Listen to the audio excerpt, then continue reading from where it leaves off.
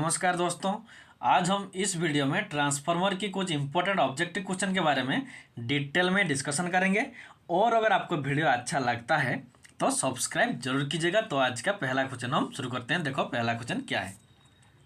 पहला क्वेश्चन है the primary leakage flux link. देखो एक ट्रांसफार्मर की जो प्राइमरी लीकेज फ्लक्स होता है वो ये चार ऑप्शन में से किसके साथ लिंक होता है। सिर्फ प्राइमरी वाइंडिंग को लिंक करता है प्राइमरी लीकेज फ्लक्स, या सिर्फ सेकेंडरी वाइंडिंग को लिंक करता है, या प्राइमरी वाइंडिंग और सेकेंडरी वाइंडिंग दोनों को लिंक करता है, या नॉन ऑफ दिस। तो इसका आंसर होगा ट्रांसफार्मर की जो प्राइमरी लीकेज फ्लक्स होता है वो सिर्फ प्राइमरी वाइंडिंग में ही लिंक होता है। Option number 1 is the correct answer. तो कैसे होता है देखो, ये एक ट्रांसफार्मर है, उसका ये प्राइमरी वाइंडिंग है और ये सेकेंडरी वाइंडिंग है। जो फ्लक्स प्राइमरी वाइंडिंग में लिंक होने के बाद सेकेंडरी वाइंडिंग में भी लिंक होता है उसको हम कहते हैं प्राइमरी मेन फ्लक्स या प्राइमरी यूजफुल फ्लक्स कहते हैं। लेकिन जब फ्लक्स प्राइमरी वाइंडिंग में लिंक होने के बाद बाहर की तरफ आता है, एयर की तरफ आता है, उसको हम कहते हैं प्राइमरी लीकेज फ्लक्स। तो जो प्राइमरी लीकेज फ्लक्स होता है वो सिर्फ प्राइमरी वाइंडिंग में ही लिंक होता है, सेकेंडरी वाइंडिंग में लिंक नहीं होता है। तो इसीलिए इस क्वेश्चन का आंसर है जो प्राइमरी लीकेज फ्लक्स होता है वो लिंक करता है सिर्फ प्राइमरी वाइंडिंग को ही। तो option number 1 is the correct answer. Then देखो नेक्स्ट क्वेश्चन क्या है। नेक्स्ट क्वेश्चन है when the primary of a transformer is connected to a DC supply. देखो जब एक ट्रांसफार्मर में का जो एक ट्रांसफार्मर का जो प्राइमरी वाइंडिंग होता है वहाँ पर नॉर्मली हम ऑल्टरनेटिंग करंट एसी का सप्लाई देते हैं। लेकिन अगर हम एसी के बदले प्राइमरी वाइंडिंग में डीसी डायरेक्ट करंट सप्लाई देंगे तो ये चार ऑप्शन में से कौन सा होगा। उसका जो प्राइमरी वाइंडिंग होता है वो कम करंट ड्रॉ करेगा, या प्राइमरी लीकेज रिएक्टेंस ज़्यादा होगा, या ट्रांसफार्मर का जो कोर लॉस होता है वो ज़्यादा होगा, या प्राइमरी वाइंडिंग जो होता है ट्रांसफार्मर का वो बर्नआउट आग लग सकता है, जल सकता है। तो इसका आंसर होगा जब एक ट्रांसफार्मर का प्राइमरी वाइंडिंग में हम एसी के बदले डीसी सप्लाई करेंगे तो अब उसका प्राइमरी वाइंडिंग में आग लग सकता है, बर्नआउट हो सकता है। Option number 4 is the correct answer. ये एक ट्रांसफार्मर है, उसका यह प्राइमरी वाइंडिंग है। अगर हम इस प्राइमरी वाइंडिंग में ऑल्टरनेटिंग करंट के बदले डीसी सप्लाई करेंगे तो अब ये प्राइमरी वाइंडिंग में आग लग सकता है। Option number 4 is the correct answer. Then देखो नेक्स्ट क्वेश्चन क्या है। नेक्स्ट क्वेश्चन है the iron core is use to dash of the transformer. देखो एक ट्रांसफार्मर में हम आयरन कोर का यूज क्यों करते हैं, क्योंकि हमें ट्रांसफार्मर का जो वेट होता है उसको इंक्रीज करना होता है, या जो ट्रांसफार्मर का जो मैग्नेटिक कपलिंग होता है उसको और ज़्यादा टाइट करना होता है, या ट्रांसफार्मर का जो कोर लॉस होता है उसको कम करना होता है, या none of the above.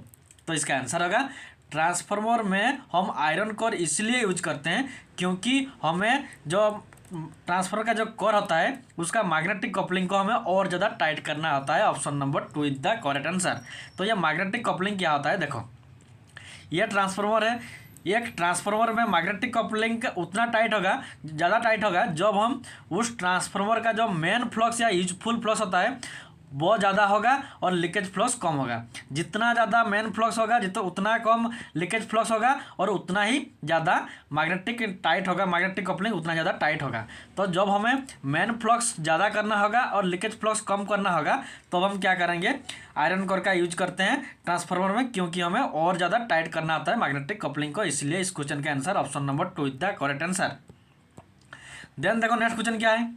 Next question है the function of the breather in a transformer is to observe. देखो ट्रांसफार्मर में जो ब्रेदर होता है वो ये चार में से किसको ऑब्जर्व करता है। रेन वाटर को ऑब्जर्व करता है, या ड्राई एयर को ऑब्जर्व करता है, या मॉइस्चर को ऑब्जर्व करता है, या स्टीम को ऑब्जर्व करता है। तो इसका आंसर होगा ट्रांसफार्मर में जो ब्रेदर होता है वो मॉइस्चर को ऑब्जर्व करता है। Option number 3 is the correct answer, moisture. देखो ये ट्रांसफार्मर है, उसका ये जो होता है ये वाला ये होता है ब्रेदर। इसका काम क्या है ना, एनवायरनमेंट में जो हमारा एयर में जो मॉइस्चर होता है वो जब इसके अंदर एंट्री होता है एयर के साथ तो पहले ही जो मॉइस्चर होता है उसको ये जो ब्रेदर होता है ऑब्जर्व कर लेता है। उसके बाद जो बाकी ड्राई एयर होता है वो ट्रांसफार्मर के अंदर जाता है। तो इस ब्रेदर का काम क्या है ना, इसका काम है ऑब्जर्व करता है मॉइस्चर को। Option number 3 is the correct answer. Then देखो नेक्स्ट क्वेश्चन क्या है।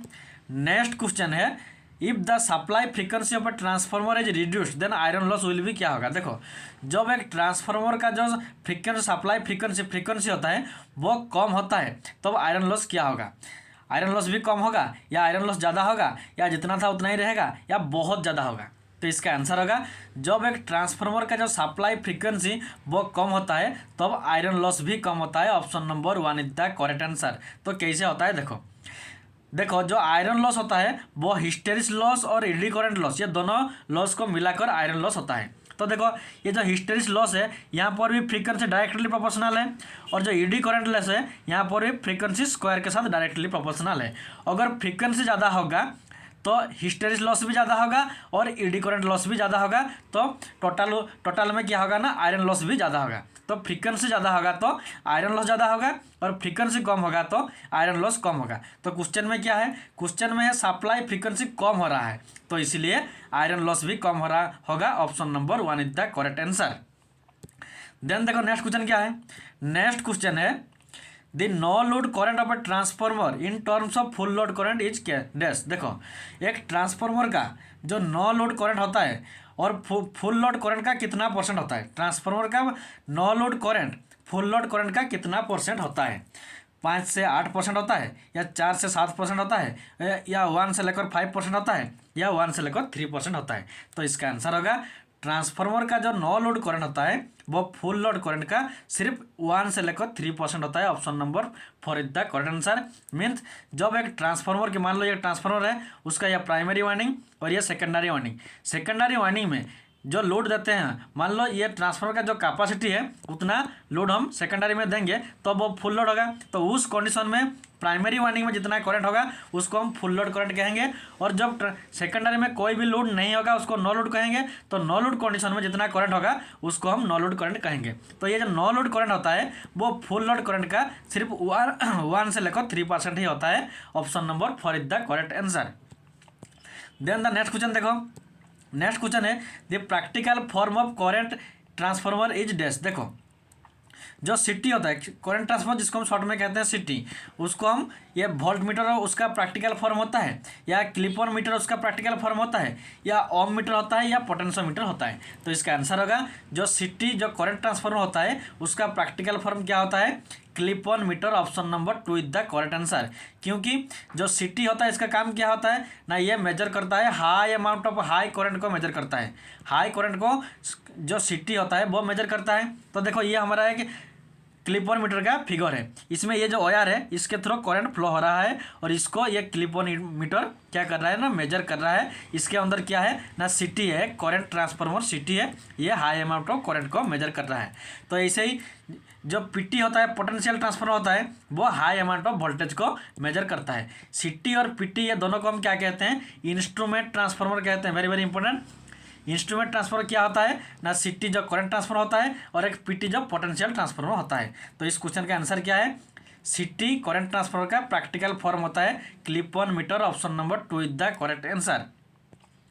देन देखो नेक्स्ट क्वेश्चन क्या है, नेक्स्ट क्वेश्चन है in a single phase transformer the induced voltage in both winding are dash. देखो एक जो सिंगल मान लो ये हमारा ट्रांसफार्मर है उसका ये प्राइमरी वाइंडिंग और ये सेकेंडरी वाइंडिंग।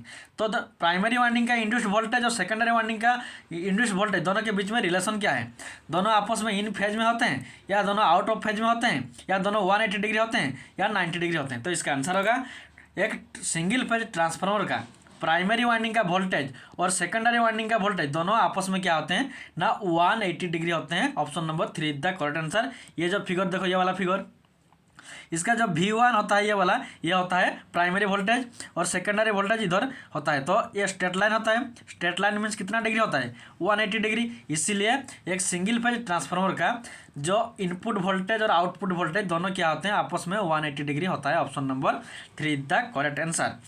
और अगर इंड्यूस्ड ईएमएफ होता तो प्राइमरी वाइंडिंग का इंड्यूस्ड ईएमएफ और सेकेंडरी वाइंडिंग का इंड्यूस्ड ईएमएफ दोनों आपस में क्या है, दोनों के बीच में इन फेज होते हैं क्योंकि दोनों के बीच में 0 डिग्री होता है। लेकिन इंड्यूस्ड वोल्टेज है तो दोनों ये प्राइमरी वोल्टेज ये सेकेंडरी वोल्टेज 180 डिग्री रहता है। Option number 3 is the correct answer. Then देखो नेक्स्ट क्वेश्चन क्या है, नेक्स्ट क्वेश्चन है in a transformer copper loss is 500 watt, how much should be the iron loss for maximum efficiency. Question में है एक transformer का कॉपर लॉस कितना है, 500 वाट है कॉपर लॉस। जब यह ट्रांसफार्मर मैक्सिमम एफिशिएंसी कंडीशन में होगा और उसका कॉपर लॉस 500 वाट होगा तो उसका आयरन लॉस कितना होगा। 200 वाट होगा या 400 वाट होगा या 500 वाट होगा या 700 वाट होगा। तो इसका आंसर होगा जब एक ट्रांसफार्मर मैक्सिमम एफिशिएंसी कंडीशन में होता है तब उसका कॉपर लॉस और आयरन लॉस क्या होता है, दोनों इक्वल होते हैं। तो ट्रांसफार्मर मैक्सिमम एफिशिएंसी कंडीशन में है और उसका कॉपर लॉस 500 वाट में है तो आयरन लॉस भी 500 वाट ही होगा। Option number 3 is the correct answer. Then देखो नेक्स्ट क्वेश्चन क्या है। नेक्स्ट क्वेश्चन है the function of breather in transformer is. देखो ट्रांसफार्मर का जो ब्रेदर होता है उसका काम क्या है, इसका लास्ट क्वेश्चन एक था, ऐसे ही क्वेश्चन था। तो ये जो ब्रेदर है इसका काम क्या है, ना इसका काम है प्रोवाइड ऑक्सीजन, ये नहीं होगा, टू कूल नहीं होगा। देखो to arrest flow of moisture when outside air enter in the transformer. बाहर का एयर जब ट्रांसफार्मर के अंदर जाता है तब उसका जो मॉइस्चर होता है, एयर में जो मॉइस्चर होता है उसको ये ब्रेदर ऑब्जर्व अरेस्ट कर लेता है, बाकी जो ड्राई एयर होता है वो ट्रांसफार्मर के अंदर जाता है। Option number 3 is the correct answer. ये क्वेश्चन पहले भी हो चुका है। देन देखो नेक्स्ट क्वेश्चन क्या है। नेक्स्ट क्वेश्चन है the function of conservator in a transformer. देखो ये ब्रेदर था, उसके बाद ये जो टैंक है ये होता है कंजर्वेटर। तो इसका काम क्या होता है, to protect against the internal fault. ये जो ट्रांसफार्मर है इसका इंटरनल जो फॉल्ट होता है उसको ये प्रोटेक्ट करता है। या to reduce copper as well as core loss. इस ट्रांसफार्मर में जो कॉपर लॉस होता है और जो कोर लॉस होता है दोनों को ये कम करता है। या to cool the transformer oil, transformer के अंदर जो ऑयल होता है उसको कूल करता है। या to take care of the expansion and contraction of transformer oil due to variation of temperature surrounding. देखो इसका आंसर होगा ऑप्शन नंबर 4। ट्रांसफार्मर का जो कंजर्वेटर होता है, ये टैंक होता है कंजर्वेटर, इसका काम क्या होता है, option number 4 is the correct answer. इसका काम होता है जब इस to take care of the expansion and contraction of transformer oil due to variation of temperature of the surrounding. देखो जब इसके अंदर क्या होता है, ऑयल होता है ट्रांसफार्मर के अंदर, जब हीट ज़्यादा होगा तब ये ऑयल क्या होगा, एक्सपेंशन होगा। जब ऑयल जब हीट कम होगा तब ये क्या होगा ना, कॉन्ट्रैक्शन होगा। तो कंटिन्यूसली एक्सपांसन और कॉन्ट्रैक्शन जब होता है तब क्या होता है, जब मान लो टेम्परेचर ज़्यादा हो गया तो ऑयल एक्सपांसन होगा, तब ये ऑयल जाकर इस कंजर्वेटर के पास पहुंचता है। और जब कॉन्ट्रैक्शन होता है, टेम्परेचर कम होता है, तब ये वापस नीचे आता है। तो इसी को ही प्रोटेक्शन को टेक केयर कौन करता है, ना ये कंजर्वेटर करता है। Option number 4 is the correct answer. Then देखो नेक्स्ट क्वेश्चन क्या है। नेक्स्ट क्वेश्चन है a transformer has full load copper loss is 400 watt. Copper loss at half load क्या होगा। देखो एक ट्रांसफार्मर है उसका कॉपर लॉस कितना है, 400 वाट है। कब ना, जब उसका ये ट्रांसफार्मर है फुल लोड है, फुल लोड कॉपर लॉस कितना है, 400 है। तो उसका हाफ लोड कॉपर लॉस क्या होगा। हाफ मीन्स देखो इसका एक फॉर्मूला है, हाफ मीन्स हाफ लिखेंगे उसका स्क्वायर होगा into full load copper loss कितना है, 400, ये होता है उसका फॉर्मूला। तो 1/2 का स्क्वायर क्या होगा, 1/4 होगा इंटू 400 होगा, तो कैंसिल होने से 100 वाट होता है। तो इसीलिए एक ट्रांसफार्मर का जब फुल लोड कॉपर लॉस होता है अगर वो 400 वाट होगा तो उसका हाफ लोड कॉपर लॉस कितना होगा, 100 होगा। Option number 1 is the correct answer. Then देखो नेक्स्ट क्वेश्चन क्या है। नेक्स्ट क्वेश्चन है ट्रांसफार्मर आर रेटेड एंड। देखो जो ट्रांसफार्मर होता है उसको हम केवीए में रेटिंग करते हैं या किलोवाट में क्या रेटिंग करते हैं, या किलो वोल्ट एम्पियर आवर केवीएआर में रेटिंग करते हैं, या केडब्ल्यूएच में रेटिंग करते हैं। तो इसका आंसर होगा जो ट्रांसफार्मर होता है उसको हम केवीए में रेटिंग करते हैं। Option number 1 is the correct answer. Then देखो नेक्स्ट क्वेश्चन क्या है। नेक्स्ट क्वेश्चन है, देखो next question the function of transformer is. देखो जो ट्रांसफार्मर होता है उसका काम क्या होता है, वोल्टेज को इंक्रीज करना या वोल्टेज को कम करना या फ्रीक्वेंसी को चेंज करना या इंक्रीज या डिक्रीज, वोल्टेज को कम भी करना और ज़्यादा भी करना। तो इसका आंसर होगा जो ट्रांसफार्मर होता है उसका काम होता है वोल्टेज को इंक्रीज भी करना और डिक्रीज भी करना। Option number 4 is the correct answer. क्योंकि कुछ ट्रांसफार्मर होते हैं जिसको हम कहते हैं स्टेप अप ट्रांसफार्मर और कुछ होता है स्टेप डाउन ट्रांसफार्मर। जो स्टेप अप होता है उसका काम होता है वोल्टेज को इंक्रीज करना और जो ट्रांसफार्मर स्टेप डाउन होता है उसका काम होता है वोल्टेज को डिक्रीज करना। इसीलिए option number 4 is the correct answer. Then देखो नेक्स्ट क्वेश्चन क्या है।